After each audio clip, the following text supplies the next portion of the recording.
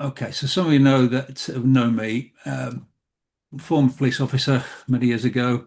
My expertise was in the intelligence and investigative field. I was also director of intelligence and investigations at FACT. Intellect were formed in 2010, so I've been around a little bit now. And from then on, really, I specialised in due diligence, investigations, and training. And some of you may have come along to the training courses I used to run. And I'm also the creator of Investigation Engine, which is a software platform, which I'm going to talk about briefly on the call. There appears to be people dropping in and out. So, the objective, what I really want to get to today is to talk about what due diligence is in a very broad way, broadly speaking. Some of the problems that I see, and I'm sure that you're aware of in that particular space right now, what I've learned about AI as an investigator, artificial intelligence, how I'm using it or have been using it, and then at the end have an open discussion.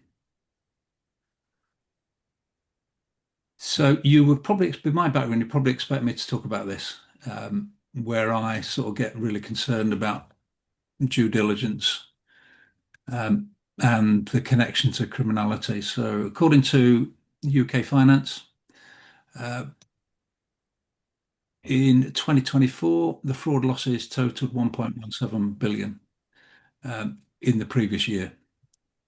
The NCA, National Crime Agency, reports that organised crime groups now generate over 37 billion pounds annually through drug trafficking, fraud, and money laundering.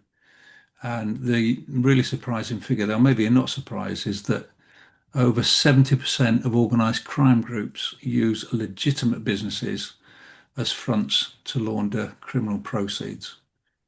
So that is huge. It's a huge problem, and why that our due diligence needs to be on point.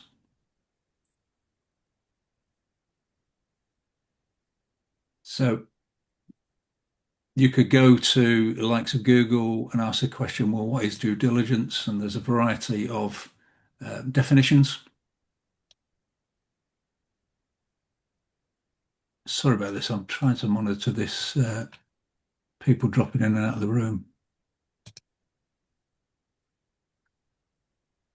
A careful and thorough investigation conducted before entering into a business relationship or transaction and identification of any risks to make better decisions and avoid involvement with the wrong clients being criminals, money launderers, terrorists, or anybody funding those particular actions. And obviously the knock-on effect, regulatory action, reputational damage, etc. We're all aware of those sorts of issues. It's helpful, I think, to remind ourselves what due diligence is all about every so often. Um, and for me, and we can talk about this at the end. What is good due diligence? It's certainly not a Google search. So making sure that we use credible sources and we source the source, if that makes sense. So when you're asked that question, where did you get that piece of information from? Being in a position to prove where it came from. So online, keeping a record of the website or the web page or whatever, and making sure that you've got a record of that.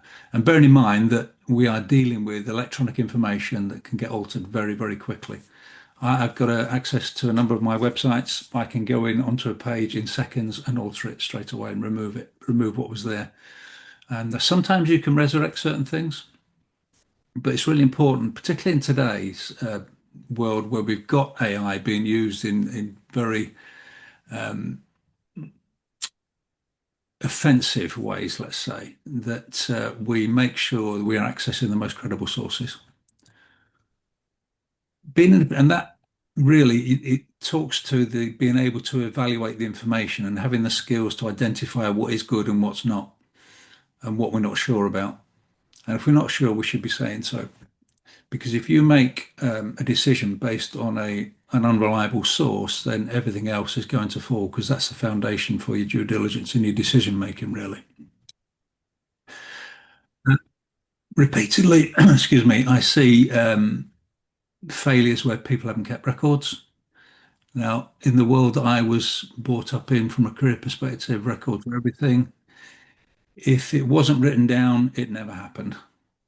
And it's so important to keep those records for your own protection.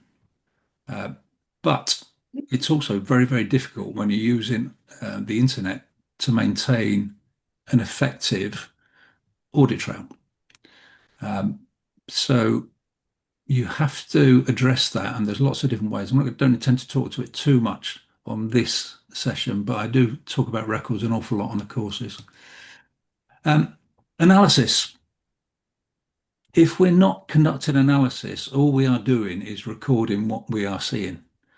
So and what gives you the ability to conduct analysis are those investigative skills, those human skills, um, the who, the what, the where, the when, the why, and the how. So looking at all this information and piecing it together, turning reams and reams of information to something that is meaningful. And that does take skill, it does take practice based on knowledge and wisdom. And I always come at the training perspective side of things from a foundation of investigative skills. And things go wrong. You've only to open regulator pages or look online, people getting fined, companies getting fined. They go wrong because, and these are just some examples, there's far too much digital noise. If you put my name into Google, for example, there are thousands upon thousands of pages. We haven't got time to go through all that. We've got to find a way of making the digital or the irrelevant information go away. And some of that you can, it's skills. Some of that, manipulating sources in a way that returns that information properly. Making assumptions. One of my favorite sayings is ABC: assume nothing, believe nobody until you check everything. One of the assumptions, and I'm sure you've all heard it, my client is low risk. I often get this. I don't need this system because I know all my clients, they're all low risk. I don't need to worry. Well, that may be the case. You may have low risk clients, but if you're asked to prove it, that's when it becomes problematic because your sort of assumption that that person's low risk is not going to wash with the regulators. Risk versus reward. Um, this is about as compliance officers trying to overcome the sort of commercials really and making sure that the boards are alive to risk and not sort of overstretching themselves. Sometimes, particularly in the world we're in at the moment, the economic challenges are huge and you're all in business. So I get it, but it's balancing those two things can be very, very difficult. Buying the next best tool on the market. This is regular. I've seen, even from my time in the police, that you get people come along and say, this is going to solve your problem. You press a button on the keyboard and this will solve the crime for you. Doesn't happen. These are tools. This is what we must remember. The things that are coming out, the various platforms that are being produced, they are tools, and we've got to learn to use the tools to work for us. And I lose count of the amount of tools I see. But again, I'm going to emphasize this again, using platforms whatever, that don't produce records of what has been done. Very, very important.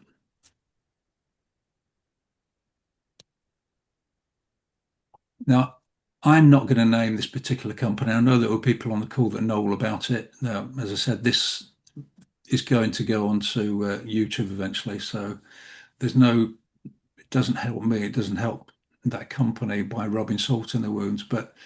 Um, but this is not an isolated incident. And the point here is why I've underlined evidence. There was no suggestion that company hadn't was involved in money laundering at all. It's because they lacked evidence of. So they couldn't prove they'd done the risk assessments. They couldn't prove that they were conducting customer monitoring. They couldn't prove they were conducting enhanced due diligence. There were insufficient identity verification procedures. The processes were wrong. And the big one, Training. Um, in my experience, where budgets get tight, training goes out the window. But again, training is that fundamental area where things are going to work properly if you get the right sort of training in place. So, I said, lacking evidence. So, can you prove it? So, I said earlier on about we're drowning in this sort of digital noise. There's far too much data out there. And what I encounter repeatedly when I talk to compliance officers is they just haven't got enough time, or they're spending far too much time doing this sort of thing, the due diligence, doing the onboarding, etc. Some people have told me it takes days. Now, for some clients, it may do, but I suppose it depends on your risk tolerance within the business, etc., and what you've got to do and how you're going to do it. But uh, there's far too much out there, and it's seeing the wood for the trees.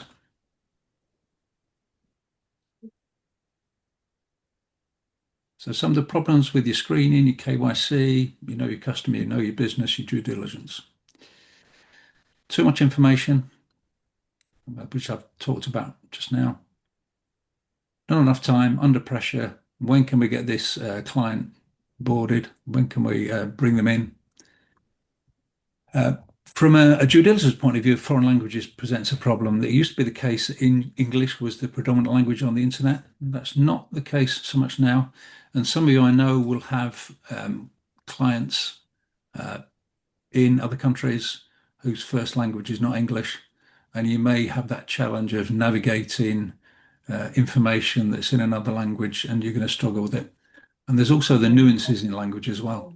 And some of you, I'm sure, will employ um, translators, but there are tools out there that can help us, at least to get a feel for what's going on. Keeping effective records, I'm going to keep hammering this, and turning information into useful business intelligence. So the transformation from information, which is what we see online, into intelligence is where the analysis comes in. So it's actually looking at multiple sources and almost telling a story.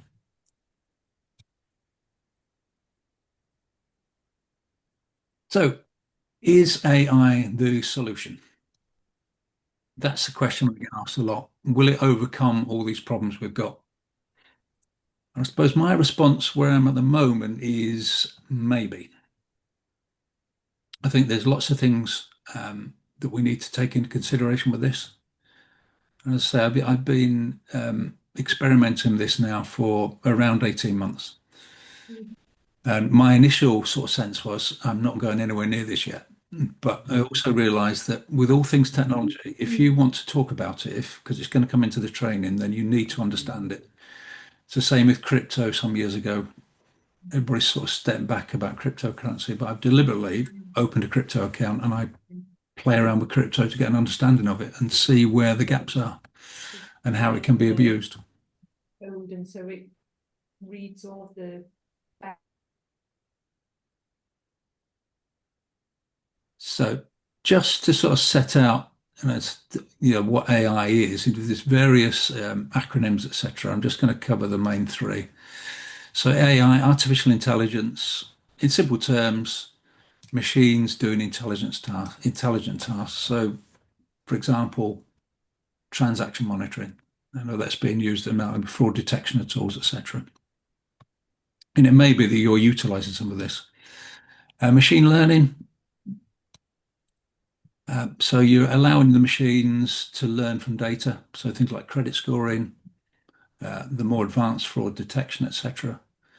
And then you've got these large language models. So it's quite advanced stuff, and using it to train on huge text data sets to understand and generate language. So customer support, you've seen the sort of chatbots where they actually engage with you. Some of you will undoubtedly be using the likes of ChatGPT to write better emails, maybe, reports, etc. And there is a role here, I think, with the LLMs in terms of the due diligence side of things, because you can begin to strip away the extraneous information. Some quick wins. These are some of the quick wins I made with artificial intelligence very, very early on, um, because it came up in training time and time again. Um, One of the first things was finding really good online sources. So going to the likes of ChatGPT, I personally use Perplexity, but um, and asking a question, where can I find a credible source that will tell me X? So for those sort of quick, and I have it on my machine all day long. I'm frequently calling in upon an AI to do these sorts of things for me. Solving a problem. So how can I do this? Um, Before I came on the call, I couldn't remember how to bring a co-host into uh, Zoom. So I just went to Perplexity and give me a step-by-step guide for bringing a co-host onto Zoom. Simple as that, and it does it very, very quickly. Rather than going to Google, I've actually don't use Google very much now because I find for that sort of stuff because Perplexity is so quick and it sets it out for you as well. This was the big one. I've used this quite a bit. Is translation. So if you get a block of text on a web page or a document even, you can put it into AI and it does a very, very good job across multiple languages of giving you a pretty good um, account of what it is you're seeing. And you can ask follow-up questions as well, which you couldn't do with translation tools, the conventional ones. I used to use DeepL a lot for online translation. I'm now turned to AI to do it. So you could ask a question, if you see a block of text, you say, what does that actually mean? It will give you a fairly good answer. And the other thing I found very, very early on was if I wanted to design a template for a due diligence report, for example, then it will do a very good job of setting out a template for you. And some of them will actually turn it out in a Word document for you as well, which you can then adapt to your own needs. So it's very quick wins on AI, relevant to due diligence. So search engines, I'm not saying they're dying off. I think I wouldn't even say their days are numbered. I think we will always use search engines, and even Google now are introducing Gemini responses to your queries. So there are some differences. So Google, Bing, Yahoo, Yandex, DuckDuckGo, they're all keyword driven, and we spend a lot of time on the course talking about keywords. So if you, one thing I would always say, if you're looking for a person, name, location, industry, will get you a fairly good feel of that person, should they be there. So you don't need to put in any more than that. So Colin Tansley, investigator, Yorkshire. That will give you a good sense on Google or any other search engine for that matter. So it can be quite quick in that regard. Boolean operators. So there are things like operators and commands you can use, like the or operator in uppercase will give you similar. So if it Colin Tansley or Colin Townsley, for example. But you are plagued if you're not very careful with ads, cookies, cross scripts in, and tracking. So just to explain cross scripting, if you've got a number of tabs open on your browser, those tabs talk to each other. So if you put in, let's say, my name into one tab and then a Russian oligarchs into another tab, there will be an element of data that's sort of exchanged between the tabs, which learns about you and what you're doing. So, for example, the best example I can give you about this is if, for example, and I always discourage this, if you're logged into your Facebook account, for example, on one tab, and you were doing some due diligence research in another, you could find certain things getting suggested in your Facebook account by virtue of cross scripting. Cookies are embedded into your browser, and that means you will be followed and tracked and get served up adverts that you're thinking, why is this cropped up? So Google in particular, all the other search engines are, that is their stock in trade. It's not about free search engines, it's about advertising, marketing, and selling data. Very algorithm driven. So the algorithm will determine across different search engines, what is going to be returned, and that's why different search engines will return results in different ways and sometimes completely different information. And the algorithm is not there to serve you, it's to serve the companies such as Google. And you will get pages upon pages of results. You've only got to look often, not every single time. It depends how you craft your query. But if you look towards the bottom of Google, for example, there'll be the numbers. If you then click in the more option, the pull down, it will give you an idea of how many thousands of results there are. Easy to access. Yeah, we've got used to it. It's part of the vernacular now. And I put free. Well, it is to a point, but nothing is free online. If it says it's free, you're trading something in exchange for that. And in terms of search engines, it's your personal information and corporate information if you're using it for work. How does that compare with our privacy? Online privacy is a misnomer, really. People say to me, well, I use incognito. That is only relevant to your browser and doesn't affect anything you do online. But we could talk a lot about privacy and security. Don't have an expectation of privacy when you're using search engines. AI, how does that compare then?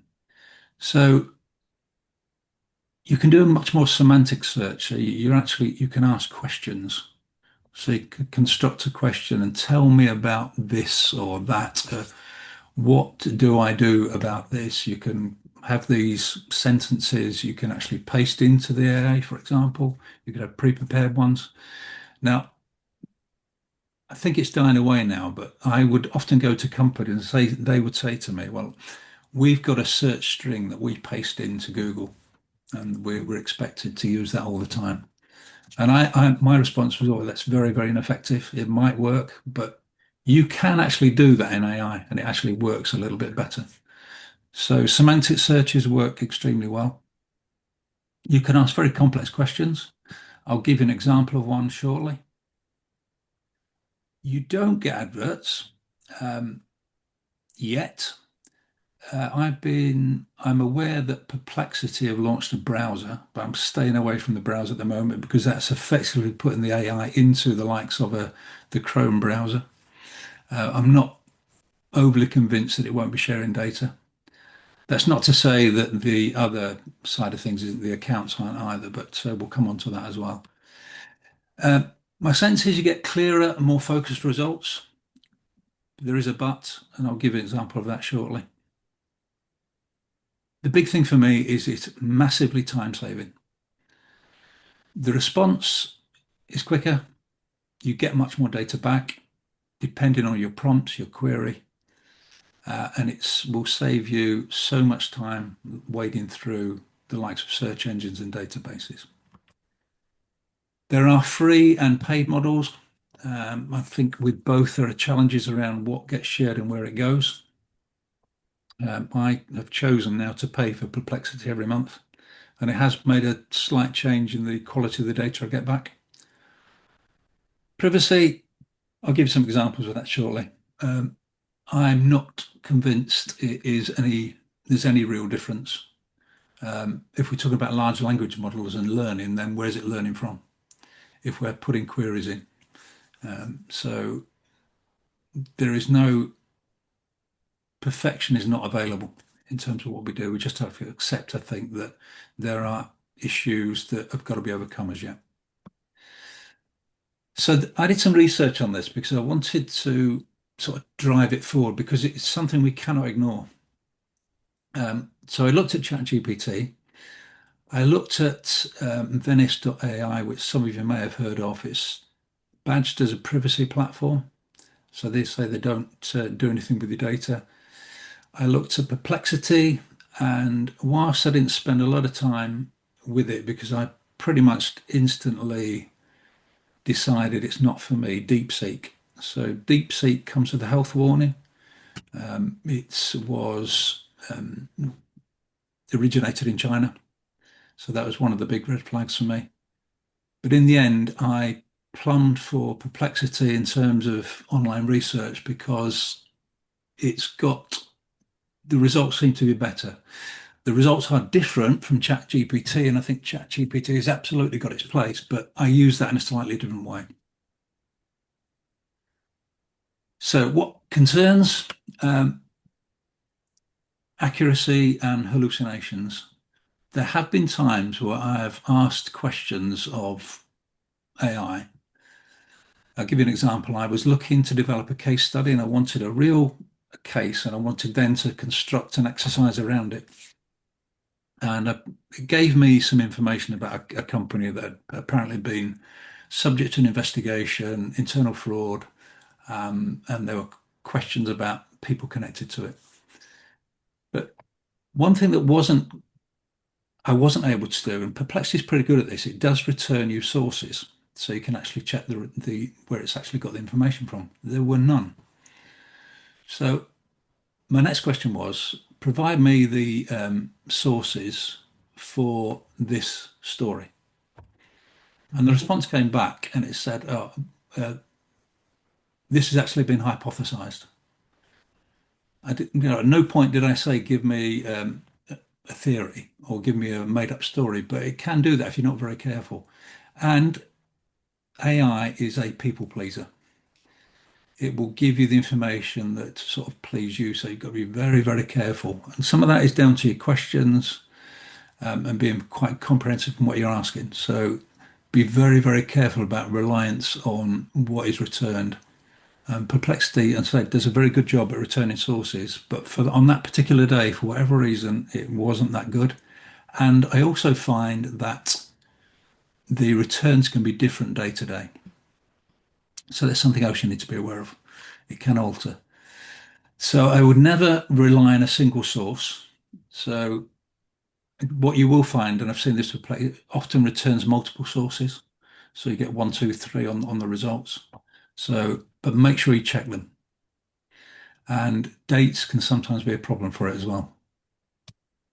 Uh, Bit of bias sometimes, and most of the times because it wants to keep you happy. So make sure if you're going to use the systems, make sure there's some transparency or where that information is coming from, and make sure you check them. Security of data. I looked into this from a due diligence sort of online investigation point of view, and in terms of the due diligence, what we do, how we use it, it's a very sort of low risk environment because we're pulling on online sources. You get into the high risk area when you start looking at biometrics and identification and things like that. I'm using it, and I'll show you how we use it to go and find the right information very, very quickly, but rely on sources. And I'm guessing, I don't know, other than what I read, is there is probably some regulatory hesitance around this. That should we be doing it? Are you doing it? You might be asked questions about it. What are you using it for? And a lot of this will come down to your risk tolerance, your record keeping, how you intend to use it. But I think the big thing is going to be around where's the data going? About if you say got a high net worth individual, does it go anywhere? It can be abused and misused. So I asked Perplexity that very question. Tell how much personal and business information you gather about me and what you do with it. And that's what came back. Now, one thing I would always say is going back to my ABC, I never trust technology. I always deal with it in a very sort of careful way. But it does give you an answer there that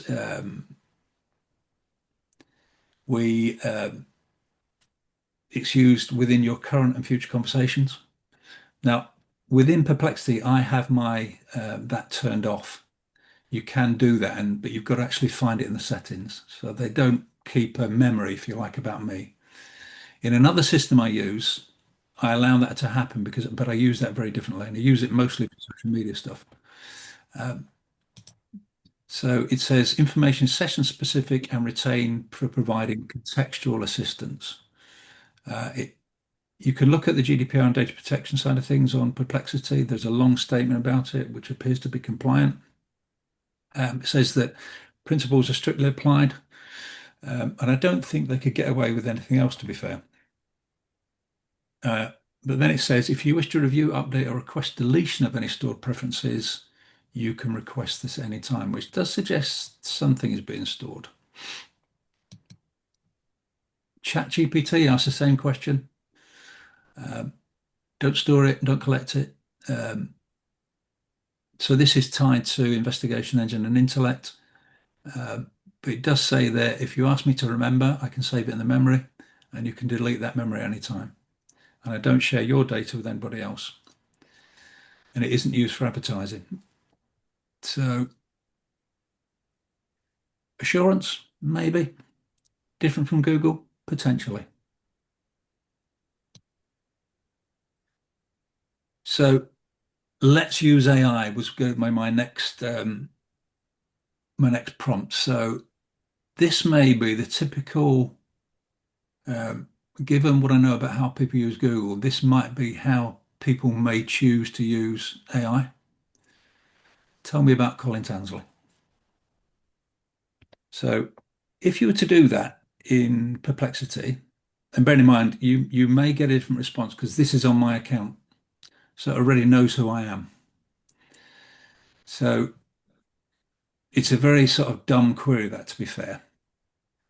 But this is what comes back. And it does a fairly good job. You wouldn't get that sort of thing from Google in a one pager. It'd be across many, many results, which you'd have to click and look upon. And it does a pretty good job, I find, in summarizing it for you as well, which is really good. It makes it easy to read. Um, and you can see that you can see these are sources. This is just a screenshot, but if it was live, I could click through that and it would show you where it got it from, and you can check it. So it gives you a bit about my career, and I didn't ask it to do that, but it did. My publications and a bit about my personal profile. Now, the one thing that may be leaping out to you at the moment is it's okay, but any obvious issues here? Um, what I would say is that with this is it's all good news. The where it's getting this information from is the likes of LinkedIn, my website. I've got a couple of websites actually. The book website, Intellect Group, um, and it pretty much exclusively what I've written about myself. And I always say on courses, the due diligence side of things, that never rely on somebody's LinkedIn profile because the only person that writes the LinkedIn profile is that person or somebody paid by them. So it's not going to say they're no good. So it may give you a good start, but this for me underlines the importance of a comprehensive query. It will return some very good information if you ask the right questions and save you bags of time. So this is a typical query if you want to get the types of due diligence information you'll be looking for. So, and I don't intend to read it out, but you can see there, we're looking at registry records, official pages, regulatory filings, news sources, um, look for any gaps, inconsistencies, cross-check. Now, I'm not saying you're going to get it every time because there are certain, remember, we're calling on the web to get this information. So the web doesn't get access to things like the inner workings of the Isle of Man Company Registry, for example. You'll know yourself that you have to have a login to do that. So certain sites are going to be locked to these tools. But if it's there, you can pretty much guarantee it's going to find it for you if it's available on an open source. So it's going to cut your the time you spend looking for things down massively. Okay, so it all comes down. If you've been looking at AI, you will know that it all comes down to the quality of your prompt or your query. Okay, and you have to question the answers. Don't just cut and paste what AI tells you without doing some cross verification. So you've got to understand how accurate is it? Where's the data being stored? Is it being shared with third parties? These are just some of the considerations with AI.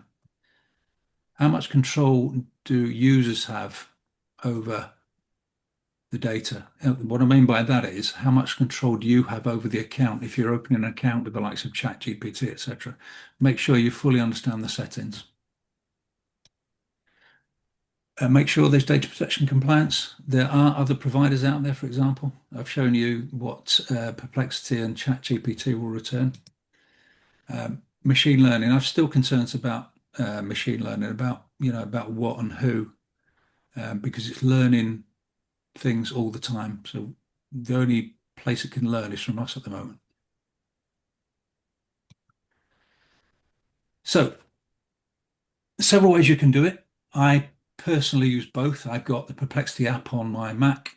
I also will log into a browser for ChatGPT, um, but I'm not using a browser built by the likes of those two companies. I don't think ChatGPT have gone there yet, but I know Perplexity have.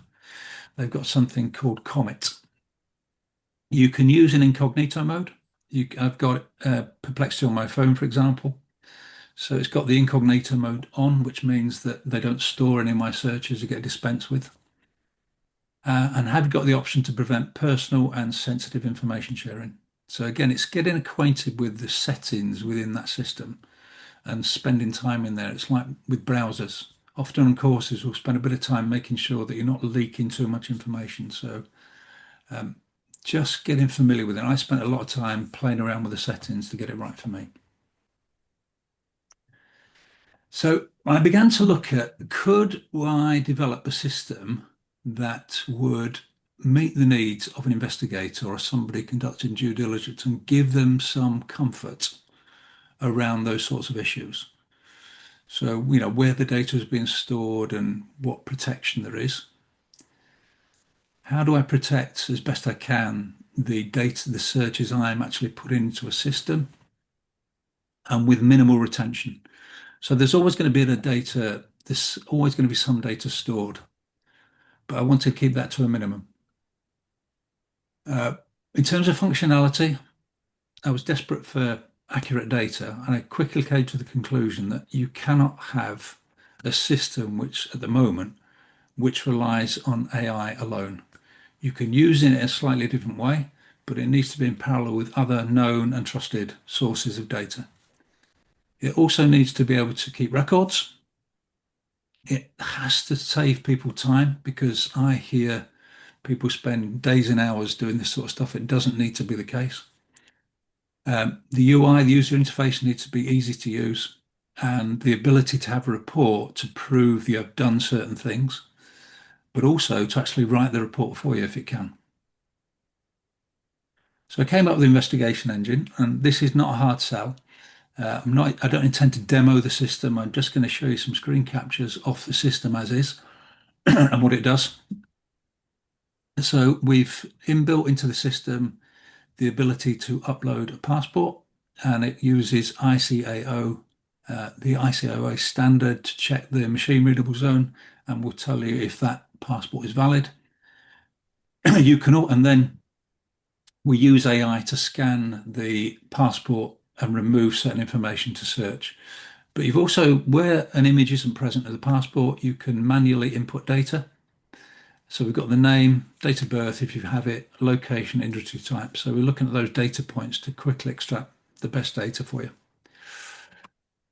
And this is AI in action. It's just a snapshot. So you can enter the name. It will do an adverse media information check using AI. It returns up to 10 data points. But what we've also done is we've introduced something called the query builder. And in query builder, I've put an example of the question. So that was a name check. And what I asked it then to do was I knew that hopefully when you're on board, you know a little bit more about that person. And then I put include Intellect Group UK Limited in Scarborough UK into the search, use company's house as a point of reference, and provide me details of the company directors and shareholdings. And they are just 5 of the 10 data results it returned for me. And you also get a list of citations where it's got the information from which you can go and check.